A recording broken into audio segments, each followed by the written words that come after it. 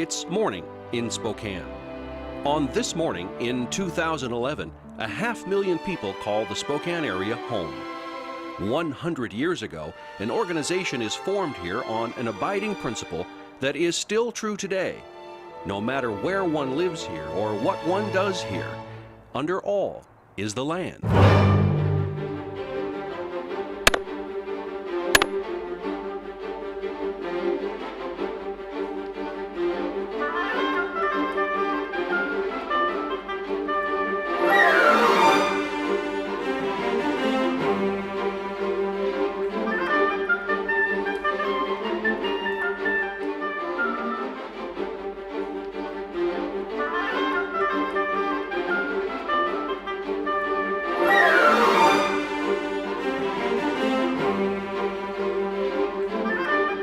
To declare Expo 74 officially open to all the citizens of the world.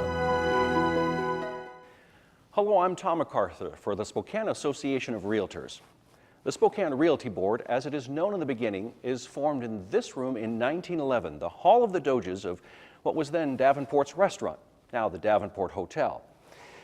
The story of the real estate men, as they are then called, is the story of Spokane, because each as much forms the other. Ownership of land drives development, as it has since the first real estate transaction here shortly after the American Civil War. Our story begins there, on the banks of the Spokane River, near the Great Falls.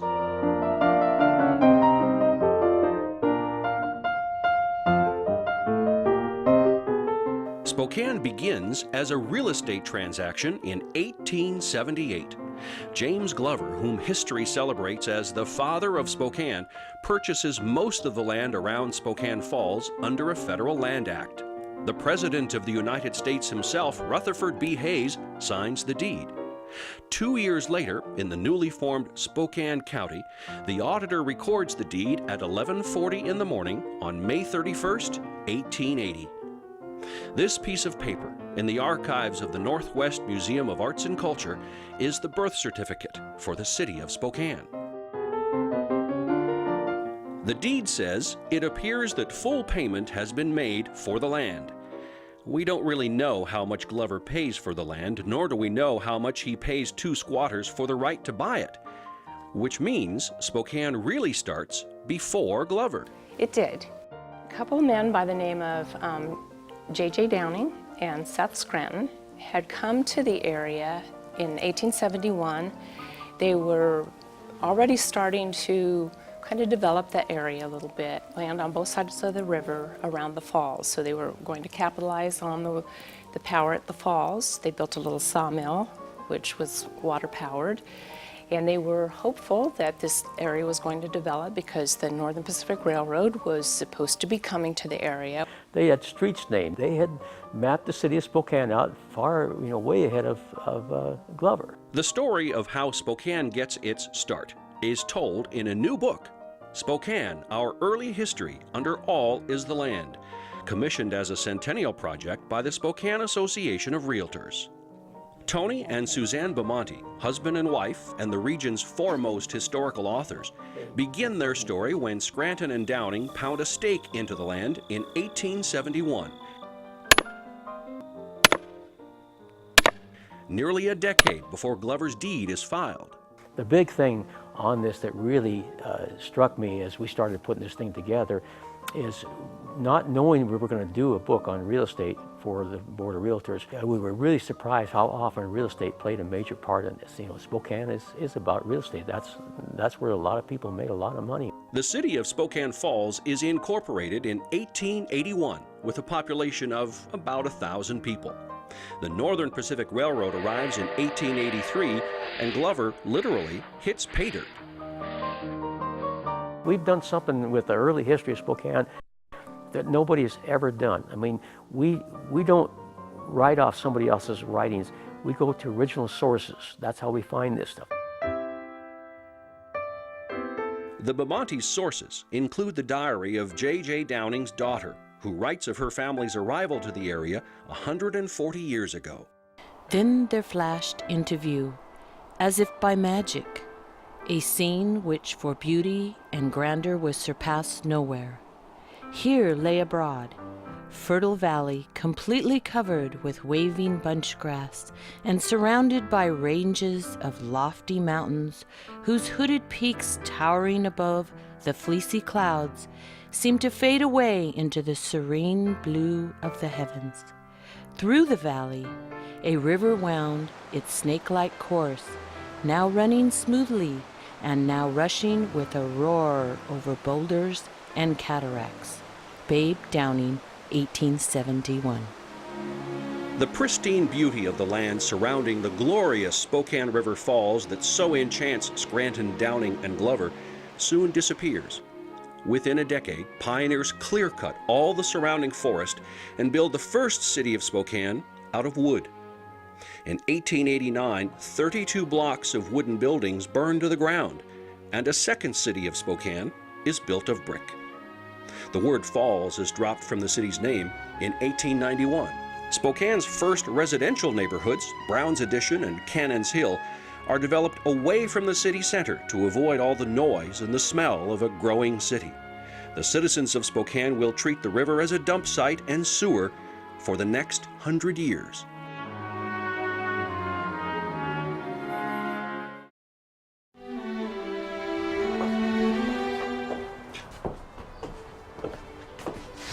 This is a Rudberg home. It was built in The home ownership rate in the United States is about 70%. Owning the place where you live is a key part of the American dream and gets credit for helping build the American experience. This home was built by Lundquist.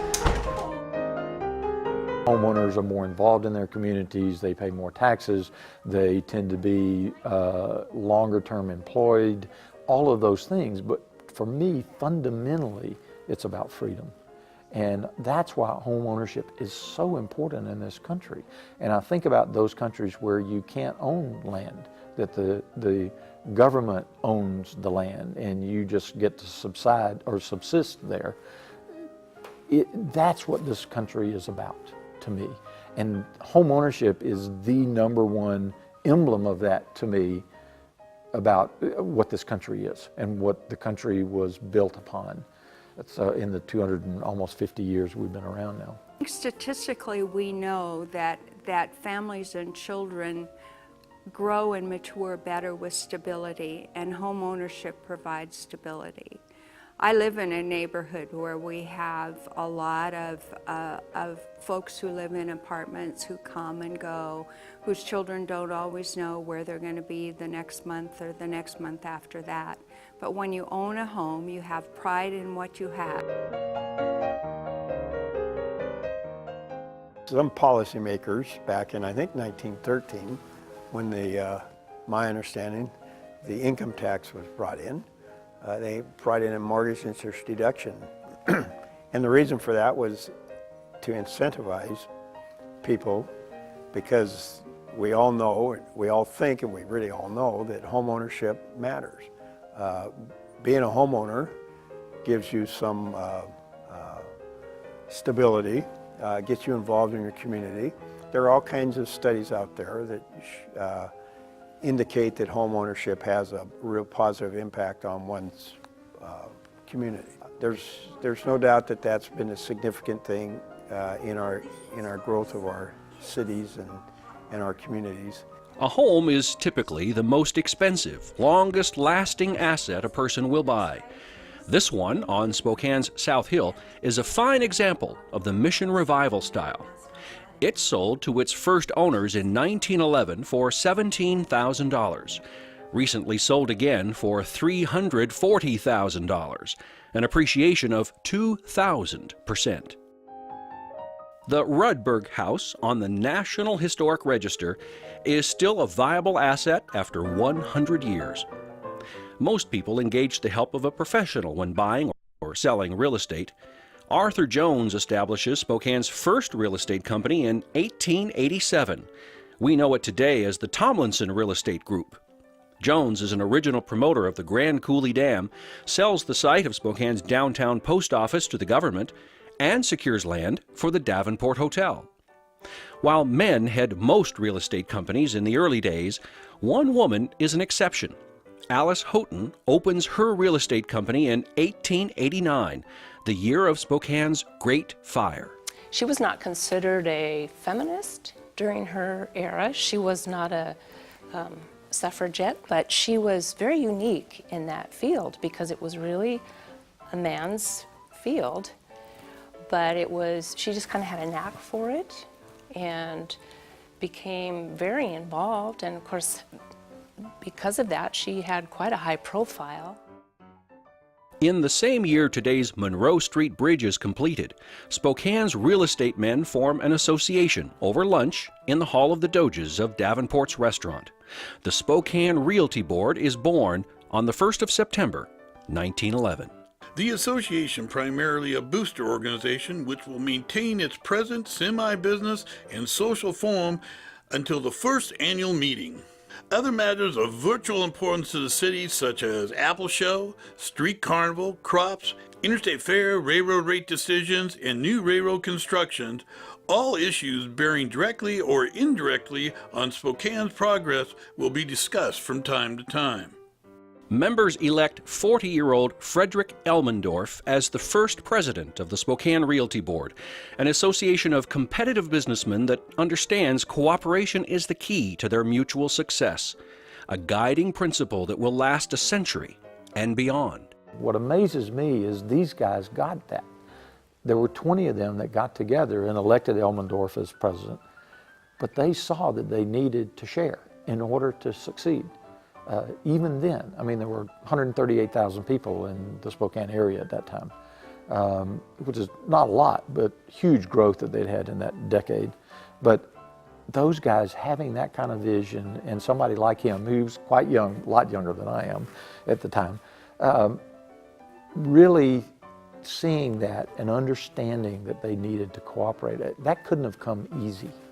That had to be a very difficult decision and a very difficult thing to begin to build. Elmendorf draws from his experience as the original incorporator of the Spokane Chamber of Commerce to guide the Spokane Realty Board in its first year. His leadership forever twins the work of both organizations for the growth and development of Spokane. I have the benefit of 99 previous presidents that have built something that I'm able to carry on, and I think that's the main difference between he and I is I have all of that base to build on. He had no base. He started from scratch, but we start from scratch every day. We have a totally different market, a totally unique market that's never been here before, and we're having to build on that and build for the future.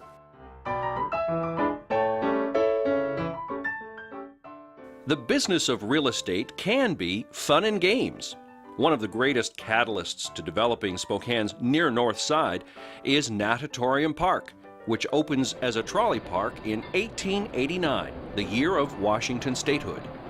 Originally, there is no reason to ride the trolley to the end of the Boone-Astor line until entrepreneurs add amusements like dancing, baseball, and carnival rides on which patrons are advised to hold their hats. Natatorium is the Latin word for pool. Natatorium Park boasts the only heated pool in the state, the largest dance floor in the city, and is the first home of Spokane's beloved Loof Carousel. Manitou Park, named in 1903, reigns as queen of Spokane parks. Its biggest attraction is not the gardens, planned by the Olmsted brothers in 1917, but the zoo, which closes in 1932, a victim of the Great Depression. We honor Aubrey White, first president of the Spokane Board of Park Commissioners, as the father of Spokane parks. His legacy is one of the best park systems in the United States. Well, I appreciate the parks. The park system was really a big deal in Spokane. Every neighborhood was designed to have a park. The very first neighborhood of Spokane, outside of the downtown community, that's where those houses where there was no real, just a couple businesses, was Brown's Addition. For 10 years, Brown and Cannon they had their own park, Coeur d'Alene Park. How did it get the name Coeur d'Alene Park? Well, most of the people that invested in Brown's Addition got their money from the Coeur d'Alenes. That's how we got Coeur d'Alene Park. But see, that was a private park for 10 years, and then it was donated to the city. The technology of real estate changes little in the first 100 years of the business. There are paper listings, typewriters, and copper wire telephones going back to the 1880s. These remain in use as recently as the 1980s. The business is so much different. It is fascinating to stop and really think about it. Technology has probably is one of the big drivers, perhaps the biggest. It's certainly the association where we would have maybe 5 staff people on typewriters entering data into our database so we could then ship the information off so that they could print an MLS book. Today we have a half a person dedicated to that work. Of course, we call it broker load. The agents put in their own information, all done via the internet and that, and gee whiz, it's at your fingertips before you know it. And that's really amazing. I mean, to stop and think that twice a week we had boxes, probably 15 to 20 boxes of MLS books delivered to our back door. We had 2 vans, trucks, with drivers that would get those on Tuesday afternoon and Tuesday night, and on Thursday afternoon and Thursday night, deliver that all out to our offices. We had a print shop. Everything was printed. We don't have a print shop anymore. We have a computer lab. So that print shop moved to a computer lab because we went from the paper to cyberspace or the internet or the computer terminals. So it's been a big change. Technology has been a big change for association management and running the organization. Realtors today do have something in common with their colleagues of a century ago, the idea of sharing listings. As far back as the 1880s, real estate agents gather at local association offices to share details on who is selling what. Today, that conversation continues online as the multiple listing service. The idea is simple. If I help you sell your property, or if you help me sell mine, we'll split the commission. Figure this, there are some 2,000 people trying to sell homes in Spokane. And there aren't 2,000 homes always for sale. Sometimes there are, but they're the good homes. Everybody likes to try to find a buyer for that home. And that's where the multiple listing service came in. It was formed by the realtor brokers so that everybody could share everybody's listings. Think of it as if all the car dealers in town went together and they listed every car that was on every car lot in town, and every car salesman had the opportunity to go sell whatever car he wanted to whatever lot it was on, and that's how the realtors work. The Spokane Association of REALTORS is part of the National Association of REALTORS, which today is the largest trade association in the United States with 1.2 million members. The National Association is founded in Chicago in 1908. It adopts a Code of Ethics in 1913 and begins calling its members Realtors in 1916. Realtors becomes a registered trademark in 1949. Real estate was a major enterprise in Spokane at the time. The problem they had, sometimes a piece of land would get sold 2 or 3 times to different people. There was no organization in it. Before the Board of Realtors, there were some other little boards that, eventually, they had the Board of Realtors, but to try to stop that. The big thing about the Board of Realtors, the main thing it done, and where it is today, and I was in real estate for over 12 years, and I witnessed a certain amount of this. It's designed to be fair to the buyer and the seller, both. Dealing with the public is based on integrity, and as realtors, I can remember prior to the 70s when we had the Board of Realtors, technically in its infancy, there was maybe 30 to 40 companies. And a lot of the salespeople in those days, not a lot of them, but a percentage of them, enough to make it disturbing, were not treating the public right. So the Board of Realtors as an organization, we started the education on ethics and good salesmanship and attempting to treat the public in a way that we had some respect and credibility. So I think the Board of Realtors as a whole has been really a guideline for what we have today. Buying and selling homes is an emotional event for most people. In fact, probably for everybody. And you need guidance with that. You need a rock, you need a keel, you need somebody to provide direction for that. And that's really the role that the realtor plays, is providing that trusted source for those people that are buying and selling, because they are quite caught up in emotions. You know, the saying is home is where the heart is, and people tend to lead with their hearts when they're buying and selling their homes. And so they really need somebody who is an expert, who is well informed, who has the legal training, even though we don't give legal advice, that can still provide that that role of being a trusted advisor. One real estate transaction in Spokane history is almost as important as the founding of the city itself. Near the beginning of the Second World War, business leaders, many of them realtors, meet here in the Isabella Ballroom of the Davenport Hotel to raise money to buy a large parcel of land and give it to the federal government.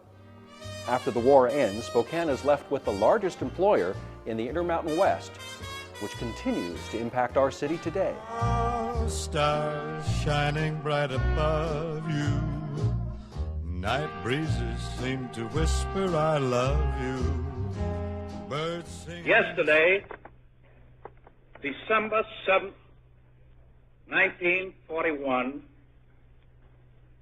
a date which will live in infamy. The United States of America was suddenly and deliberately attacked by naval and air forces of the Empire of Japan. The United States is pulled into World War II in December of 1941, the first attack on American soil since the War of 1812. The event unites the country overnight in what will be the most widespread war and deadliest conflict in human history. The War Department quickly looks to establish bases out west to support the Pacific Theater. It sends an officer out to investigate 3 potential sites in Washington state: Seattle, Tacoma, and Spokane. The first city to come up with $10,000 will get the project. On his train ride back to Washington, D.C., the officer receives a telegram from Spokane saying the money is in hand and a small parcel of land on the West Plains is secured. Spokane gets the base. Once the designation was made, the chamber and the business community raised $125,000 more and bought 1,400 acres and gave it to the War Department. And then the appropriation came from the federal government for $14 million to buy the rest of it, which is now 4,500 acres. That belongs to the Air Force as Fairchild Air Force Base. And I think that maybe they didn't know how fast that was going to happen, and they didn't know ultimately what it was going to be, because we really didn't know how critical aviation would be in future conflicts. But I think certainly they took a good step. Fairchild Air Force Base today provides global reach for our military, flying the KC-135 tanker. The base is also host to the U.S. Air Force Survival School and the Washington Air National Guard. Its annual economic impact on the region is about $500 million, a very large return on a very small local investment in real estate. I can't even imagine Spokane without Fairchild Air Force Base. I don't think most people that have been here a lot longer than me would either. It is so much of who we are, and part of that is the obvious. It's a big tract of land, big real estate, has the largest single employment site with about 5,500 people there, active duty and civilian. It's hard to miss the airplanes. We have somewhere around 20,000 military retirees here. And so they're really, the Air Force has really become a part of the fabric of this region.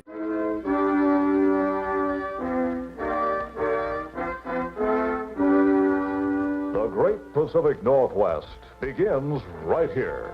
World's Fair 74. Spokane, Washington, site of the World Environmental Fair. Spokane is the smallest city ever to host a World's Fair when it welcomes the world in 1974. It is the first exposition with an environmental theme, celebrating tomorrow's fresh, new environment. At 12 noon on this day, acting in my capacity as President of the United States, it is my high honor and privilege to declare Expo 74 officially open to all the citizens of the world.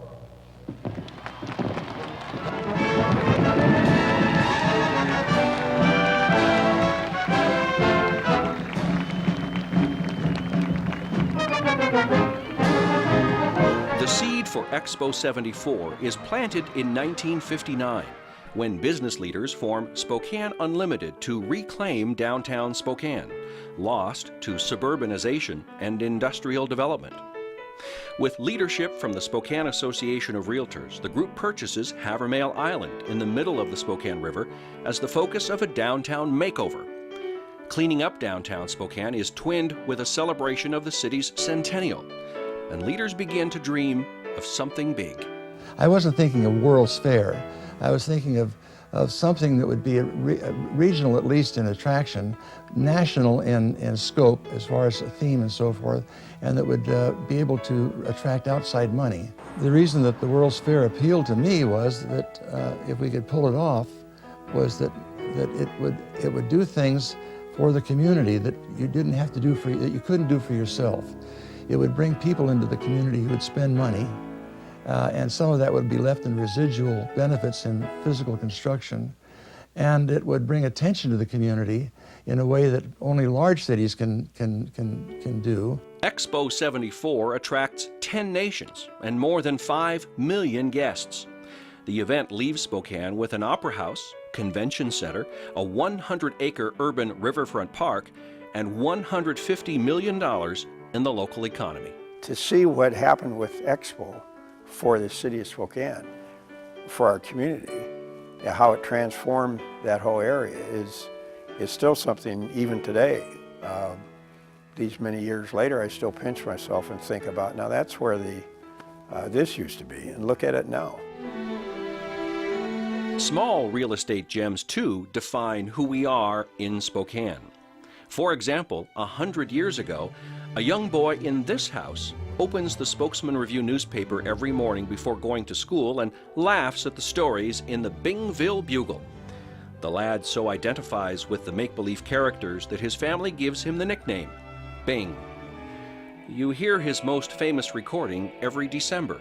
The White Christmases, just like the ones I used to know, are celebrated here in the Gonzaga University Alumni House, the childhood home of Bing Crosby. Just like the ones I used to know. You likely do not know the first people to live in this house, Mr. and Mrs. Spruce and Sonora Dodd. You likely do, though, celebrate the national holiday which Mrs. Dodd invents in 1910. She is the mother of Father's Day. Since a national holiday originates here, this is the only private residence in Spokane that is a National Historic Landmark. It qualifies because of the lady that lived here, that she and her husband built the house. Sonora Smart Dodd and John Bruce Dodd built this house in 1913, and this was just after she had founded Father's Day in Spokane. And through her pursuit of founding Father's Day in Spokane, that spread to the state, that spread to national, and spread to worldwide significance, the house that Sonora lived in is very famous. Shakespeare says, "Past is prologue." As we look back on a century of development in Spokane, we see our future too. Here is a community that is small enough and big enough to get things done. Tomorrow will be a good morning again in Spokane. I think Spokane's going to be a booming community. And why do I think that? Well, we've got all the baby boomers, people reaching age, they need to sell the houses they're in right now. Maybe they had a whole family or something. Now they're down to 2 people. They need a smaller house. The economy is, you know, they're not going to get the retirement they thought, so they need to live a little smaller. Another major thing that I see, look at all the natural disasters going on. You know, it's going to get more and more. You're going to have more and more disasters. This is a stable community. We don't have hurricanes here. We have some strong winds sometimes. We don't have floods. We're a very stable community. This is a desirable community to live in. So those are the 2 main factors that I see that's going to make real estate go in Spokane. The Spokane Association of REALTORS turns 100 years old this year. To celebrate this milestone, its members return to the room in which it begins, the Hall of the Doges of the Davenport Hotel, a signature piece of Spokane real estate.